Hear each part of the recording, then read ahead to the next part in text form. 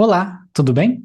Aqui é o Luiz. Nesta lição nós vamos falar sobre ciclo de desenvolvimento de software. Então, quais as etapas mínimas necessárias para que a gente possa construir um software do início ao fim de maneira mais profissional do que a gente fazia no passado. Depois eu vou trazer também para você algumas problemáticas deste modelo e quais que são as propostas mais atuais para resolvê-las. Então, vamos lá. Para resolver isso, se começou a se construir a disciplina de engenharia de software, né? Então, muito em analogia às outras engenharias que existem, né, se começou a construir a engenharia de software. E um dos primeiros trabalhos que se realizou foi o mapeamento do fluxo de valor. Esse mapeamento de fluxo de valor não é uma coisa exclusiva da tecnologia, né, é uma coisa que vem, na verdade, do chão de fábrica, que é o quê? O fluxo de valor são todas as etapas que a produção de um produto exige, né, para ele ser construído no final. E aqui, quando a gente fala de etapas, a gente está falando de etapas que geram valor ao produto, que vão agregando valor ao produto. Então, se a gente pensar, por exemplo, numa produção de um produto qualquer, aí, vamos pensar algum artefato, né, sei lá, lápis, né, lápis preto número 2. Né? Qual é que é o fluxo de valor em bem alto nível, assim, só para exercitar, né? Eu parto de um fornecedor de matéria-prima, que ele vai me dar, então, a madeira. Eu vou processar essa matéria-prima na indústria, é a segunda etapa do meu fluxo de valor. Vou gerar os lápis. Mas meu fluxo não acabou aí, porque eu não consigo ainda, né, ter o retorno do meu investimento só com o lápis. Então, vai para um centro de distribuição, onde meu lápis vai parar no varejo, e no varejo ele vai ser comprado pelos consumidores, e aí sim vai voltar valor no meu fluxo. Então eu estava agregando valor nele, chega no final do fluxo eu consigo capturar valor de volta. Então aí no caso valor monetário. Então fluxo de valor é toda essa cadeia de etapas que agregam valor até eu conseguir ter um retorno financeiro sobre o meu produto, sobre o meu projeto. Então a primeira coisa que se fez foi, beleza, precisamos organizar a forma como os projetos de software são construídos, né, são desenvolvidos. Então vamos mapear este fluxo de valor.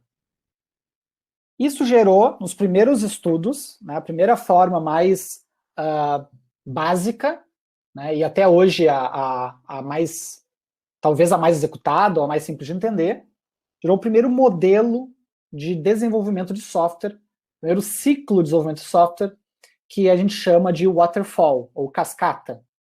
Por quê? Porque ele tem etapas, né, cuja a segunda etapa só começa quando termina a primeira, então é como se fosse uma queda d'água, né? Quando acaba a primeira queda d'água, cai para a segunda. Quando eu termino a segunda etapa, cai para a terceira. Quando eu termino a terceira, cai para a quarta. Termina a quarta, vai para a quinta. Quais são essas etapas? Tá? Esse aqui é o modelo mais simples que tem para entender o desenvolvimento de software. Eu começo a primeira etapa com a análise dos requisitos. Então, eu vou ter uma ideia, ou uma demanda, ou uma ordem de desenvolvimento, um pedido de desenvolvimento. Eu vou analisar esse pedido. Aqui a gente vai ver tudo em alto nível. Eu não vou entrar no detalhe de nenhum deles. Mas só o item 1 se chama engenharia de requisitos, né? Especificação de requisitos. É toda uma disciplina enorme de como é que eu analiso, como é que eu desenho, como é que eu estruturo, né? Como é que eu faço as perguntas, como é que eu faço benchmarks. Né? Então tem toda essa parte aí de análise de requisitos. Quando eu consigo levantar todos os requisitos do meu projeto, então eu tento exaurir todas as possibilidades possíveis, pergunto tudo que o cliente vai querer, como que ele vai querer.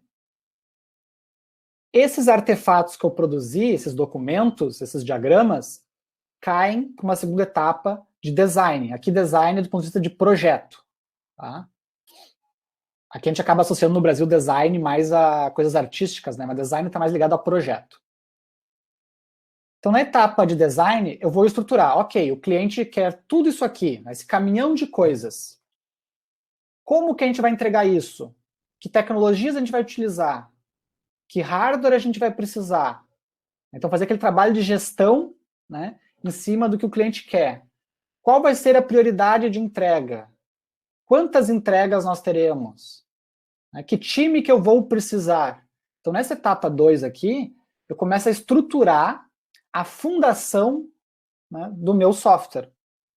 Seria o equivalente a, se a gente for pegar a construção civil, né, primeira etapa, perguntar para a pessoa o que ela quer na casa dela, quantos quartos vão ser, né, ela quer janelas viradas para onde, né, ela quer garagem para um carro, para 2 carros, né, então fase 1 seria isso, é entender a necessidade do cliente.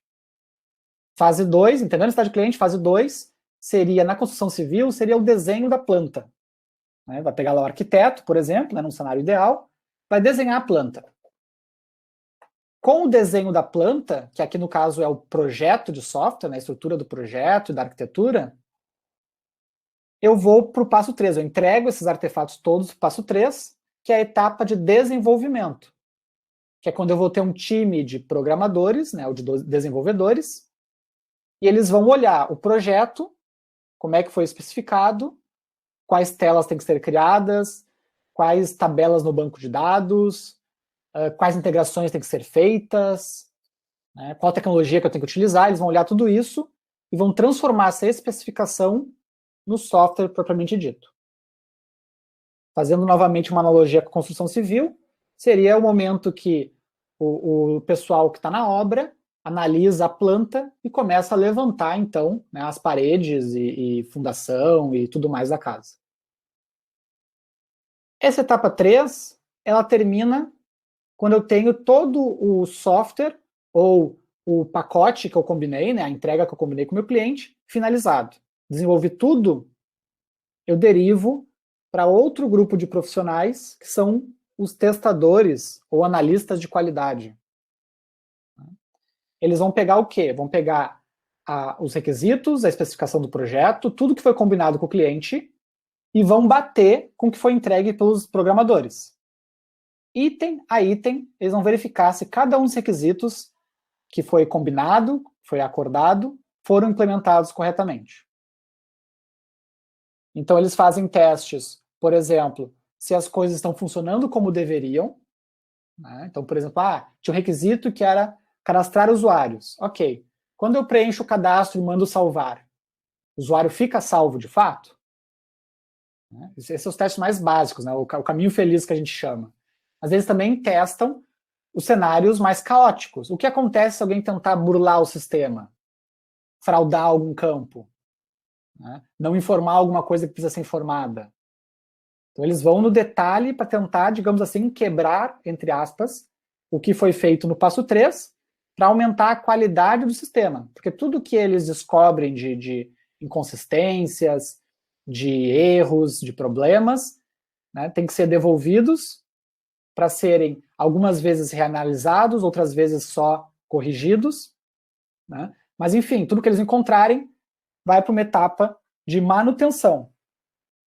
Seria ali a quinta e última etapa. Dependendo da decisão, da gravidade, tem que voltar lá para o início ou não. Né? Às vezes é só uma correção mais pontual. Mesmo que eles não encontrem nada, o que é muito raro, praticamente impossível, né? Principalmente em projetos grandes, ainda assim o software se encontra em etapa de manutenção, que quando ele vai para a produção, ele vai ser utilizado, eventualmente em algum momento, né, alguém vai encontrar alguma coisa no software, daí ele vai ter que ser corrigido, né, ou analisado, testado novamente, alguma coisa do tipo.